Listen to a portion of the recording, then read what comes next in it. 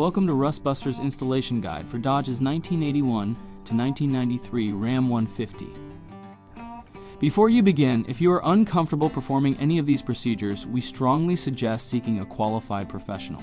Make sure you have all required tools and utilities. Follow all manufacturer safety precautions.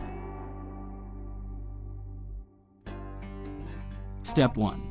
Disconnect the vehicle's battery. Inspect for fire hazards such as leaking fuel lines or engine components. Repair or remove any hazards before starting. Step 2. Unbolt the truck's cab and lift it to create working clearance. Remove the front fender, fender liner, and any fuel lines, clips, brackets, or other components from the work area. Step 3. This front frame repair kit covers the section of frame that houses the front cab mount and front rearward leaf spring mount. If replacing the mounts, cut the rivet heads retaining them and clear the holes using a hammer and punch.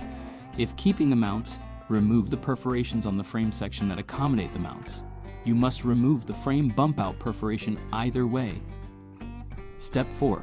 Grind the work area clean and apply weld-through primer. Slide the frame section into place using the factory frame holes for alignment. Use a hammer to seat the section snug on the frame rail. Step 5. C-clamp the frame section in place and confirm alignment.